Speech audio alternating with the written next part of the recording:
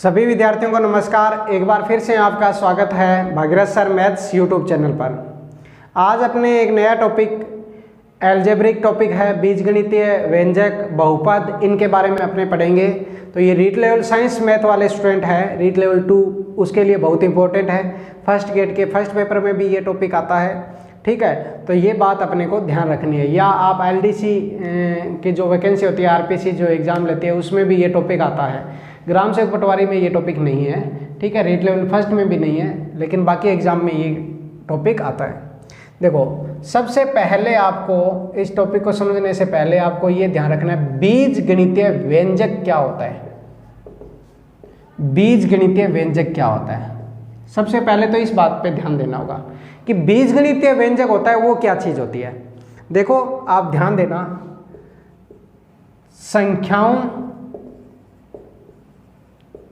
संख्याओं का मतलब चर व अचर सभी, वह गणित की मूल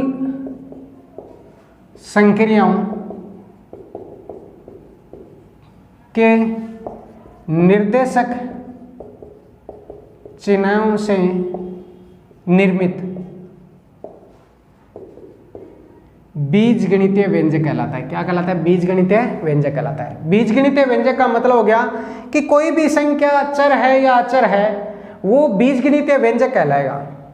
मेरे कहने का मतलब 2x - 3y 7x की पावर 5/4 + 3 9x + y, ये सारे बीजगणितीय व्यंजक है। 3 0, ये सारे बीजगणितीय व्यंजक है। आप कहोगे 3 कैसे है, तो 3 × x की पावर 0 लिख सकता हूं, क्योंकि x की पावर 0 का मान क्या होता है?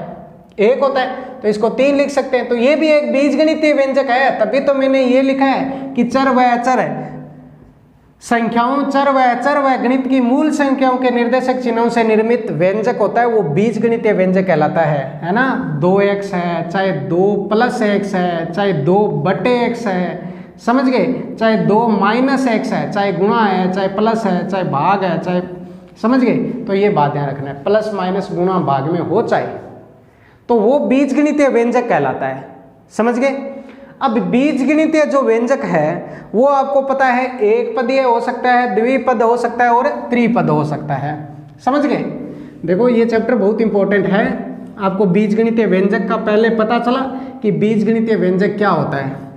अब मैंने आपको ये कहा कि एक पदी हो सकता है, द्विपद हो सकता है, त्रिपद हो सकता है, बीजगणितीय व्यंजक।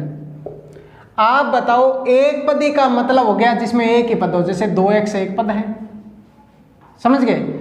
आप बताओ, अगर मैं ये लिखूं 3y + y, तो भी एक पदी ही है, 2 पद नहीं है, क्योंकि 3y + y को तो आप जोड़कर लिख दोगे 4y, तो ये एक पदी है। द्विपदी का मतलब 2x + y, ये 2 पदी है। 3 + x, ये द्विपदी है, समझ गए। या मैं कह दूं 4x² + 5x, ये द्विपदी है, क्योंकि आपको पता है जोड़ना, घटाना, गुणा, भाग करना, वो मैं बताऊंगा आपको। एक जैसी घातों वाले जुड़ते हैं, एक जैसी चर राशियों वाले। 4x और 5x जुड़ जाएगा, 9x होगा। 4x² में 5x, तो ये आप 9x² या 9x तो नहीं लिख सकते, यही रहेगा। अब 4x² है, इसमें 5x² होता तो जुड़ जाता 9x², और ऐसे ही घटाव में होता है, समझ गए। लेकिन गुणा में तो आपको पता है 5x और 4x का गुणा करें तो 20x² हो जाएगा, 5x और 4y का गुणा करें तो 20y हो जाएगा। तो ये आपको ध्यान रखना है। तो वो जोड़, घटाव, गुणा, भाग आगे चैप्टर में आएगा, तब मैं बता दूंगा आपको, ठीक है। तो ये द्विपद है, ये द्विपद है, ये द्विपद है, ठीक है। 3x², 3x + y, तो ये त्रिपद है। 4x² + 5x + 7, तो ये त्रिपद है। तो आपको पता चल गया बीजगणितीय व्यंजक का, आपको अर्थ मैंने बता दिया। उसमें एक पदी क्या होता है बता दिया, द्विपदी क्या होता है, त्रिपदी क्या होता है, त्रिपदी बीजीय व्यंजक या द्विपदी बीजीय व्यंजक। पद गिनने कहने का मतलब, इससे ज्यादा पद है तो उसमें पद गिनने को बोल देगा कि इस बीजगणितीय व्यंजक में पद कितने हैं, तो आप पद गिन के बता दोगे, समझ गए। तो ये बात ध्यान रखनी है। बाकी मैं आपको क्वेश्चन आगे करवाऊंगा ये समझाने के बाद, तब ऐसे क्वेश्चन आपको मैं हल कराऊंगा तो आपको कोई प्रॉब्लम नहीं होगी। तो यहां तक की बातें आपको समझ में आ गई होगी। समझ में आया ये बात?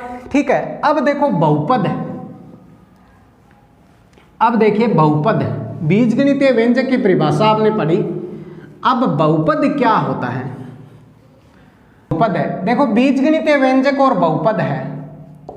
बहुपद में आपको क्या ध्यान में रखना है? ऐसा बीजगणितीय व्यंजक, ऐसा बीजगणितीय व्यंजक जिसमें चर की घात पूर्ण हो, चर की घात पूर्ण हो, यानी मेन इसमें यही है कि जिसमें चर की घात पूर्ण हो, घात पूर्ण हो, वो बहुपद है। देखो आपको मैं ये कह दूं बीजगणितीय व्यंजक तो ये भी है, ठीक है, 4x की -3 + 7 ये भी बीजीय व्यंजक है, 4/x + 7, समझ गए, या 4x + 7। तो अब मैं ये कह दूं कि ये बीजगणितीय व्यंजक है लेकिन बहुपद है नहीं है, ये बहुपद है नहीं है, ये भी बहुपद है नहीं है, क्योंकि यहां देखो घात पूर्ण संख्या थोड़ी ना चर संख्या की, यहां घात पूर्ण संख्या थोड़ी ना है, यहां घात पूर्ण संख्या थोड़ी ना है, और यहां घात पूर्ण है, तो ये बहुपद नहीं है, तीनों बहुपद है नहीं है, और ये बहुपद है। अब आप ये कह सकते हो, आप मेरी भाषा में या अपनी जो जनरल भाषा है उसमें आप ये कह सकते हो कि देखो अगर किसी x यानी XYZ ये चर व्यंजक होते हैं, ठीक है, अब इन पे अगर माइनस के पावर है ना तो वो बहुपद है नहीं है, अगर बटे में पावर है तो वो भी बहुपद है नहीं है, अगर इन पे रूट वगैरह लगाओ तो भी बहुपद है नहीं है, ठीक है, अगर बट्टे में XYZ वाली संख्या हो तो भी बहुपद है नहीं है। लेकिन बट्टे में ध्यान रखना कि बट्टे में पावर प्लस की होनी चाहिए। अब आप देखो इस कंडीशन में लिखे हो ना तो बहुपद नहीं है, ये तो बहुपद नहीं है, लेकिन ये सारे के सारे बीजीय व्यंजक है, बहुपद नहीं है लेकिन ये बीजीय व्यंजक, बीजगणितीय व्यंजक तो है, समझ गए। अब बहुपद क्या होना चाहिए? या तो पावर ऐसे प्लस में होनी चाहिए और पूरी पावर होनी चाहिए, पूर्ण संख्या होनी चाहिए, ठीक है, या मतलब ये कह दूं कि 4x की पावर 0, यानी इसको मैं 4 ही कह सकता हूं, तो ये भी बहुपद ही है 4 भी, या मैं कह दूं 4/x की पावर -3, तो आपको पता है इस संख्या को तो मैं 4x की पावर 3 ऐसे लिख सकता हूं, समझ गए, क्योंकि इसी संख्या को मैं ये लिख सकता हूं, समझ गए। तो आप देखो इस कंडीशन में लिखा हो तो वो बहुपद है, ये बहुपद है, ये भी बहुपद है, और ये तो बहुपद है ही। तो आपको बहुपद के बारे में पता चल गया कि ऐसा बीजगणितीय व्यंजक जिसमें चर की घात क्या हो, पूर्ण संख्या हो, तो वो आपका क्या कहलाता है भाई? बहुपद कहलाता है। वो आपका क्या कहलाता है? बहुपद कहलाता है, समझ गए। अब आपको ये यहां तक बात समझ में आ गई। देखो अब आप ये कह सकते हो कि बहुपद है ना, बहुपद बीजीय व्यंजक है, प्रत्येक बहुपद है, प्रत्येक बहुपद बीजीय व्यंजक है, लेकिन प्रत्येक बीजगणितीय व्यंजक है, प्रत्येक बीजगणितीय व्यंजक है, प्रत्येक बीजगणितीय व्यंजक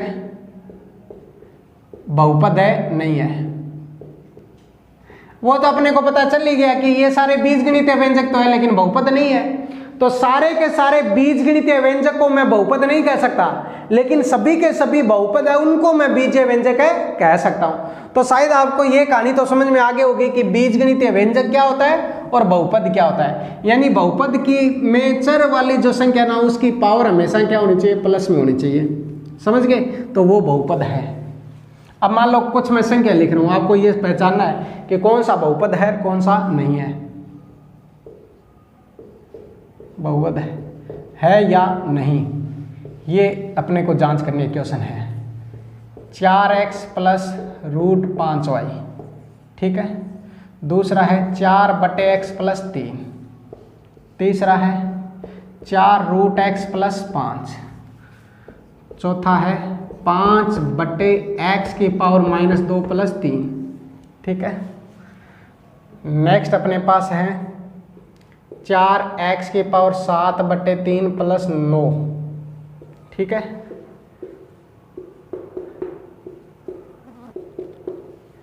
समझ गए, ये ध्यान रखना है। अब आप बताओ, ये बहुपद है क्योंकि देखो चर राशि पे घात पूर्ण संख्या ही है। ठीक है, ये बहुपद है नहीं है, क्योंकि यहां x ऊपर जाएगा तो x की पावर माइनस हो जाएगी, तो ये बहुपद नहीं है। यहां इस रूट x को आप x की पावर 1/2 लिख सकते हो, तो ये भी बहुपद नहीं है। ये बहुपद है क्योंकि इसको x की पावर प्लस 2 हो जाएगा, तो ये बहुपद है। ये बहुपद नहीं है क्योंकि पावर बट्टे वाली है, ये बहुपद नहीं है। और ये बहुपद है।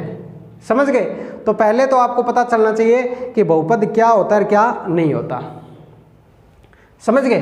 अब देखो, जैसे एक मैं उदाहरण लिख रहा हूं। अब बहुपद में क्या क्या पूछ सकता है आपको। ठीक है, बहुपद में भी देखो, एक पदी बहुपद है, द्विपदी बहुपद, त्रिपदी बहुपद, तो वो तो पदों के आधार पे है, कोई दिक्कत ही नहीं है। एक पद है तो वो बहुपद है, एक पदी बहुपद कहलाएगा, दो पद है तो द्विपदी बहुपद कहलाएगा, तीन पदी है तो त्रिपदी कहलाएगा। अब देखिए अपने पास एक उदाहरण है 5x की क्यूब, 5x की cube minus 7x square plus 3x minus 11। इस क्वेश्चन में मान लो आपको एक इसमें क्वेश्चन पूछ सकता है गुणांक है, कोफिशिएंट। मान लो x की क्यूब का गुणांक पूछे, तो आपको पता है x की क्यूब को काट दो, जो बचा है वो x की क्यूब का गुणांक है, 5 है। x स्क्वायर का गुणांक पूछे, x स्क्वायर का गुणांक अगर पूछे तो आपको पता है -7 है। अगर x का गुणांक पूछे तो आपको पता है 3 है। और इसमें अचर पद पूछे तो आपको पता है, यानी c का मान पूछे तो -11 है। ठीक है, अब एक बात और सुनो। अब इसी में अगर आपको x की पावर 4 का गुणांक पूछ ले, तो आप कहोगे x की पावर 4 तो है ही नहीं, तो नहीं है तो उसका गुणांक 0 होगा। x की पावर 4 का गुणांक क्या होगा? 0 होगा। तो ये बात अपने को ध्यान रखनी है। ठीक है, गुणांक पूछ सकता है। दूसरी बात, डिग्री या घात है।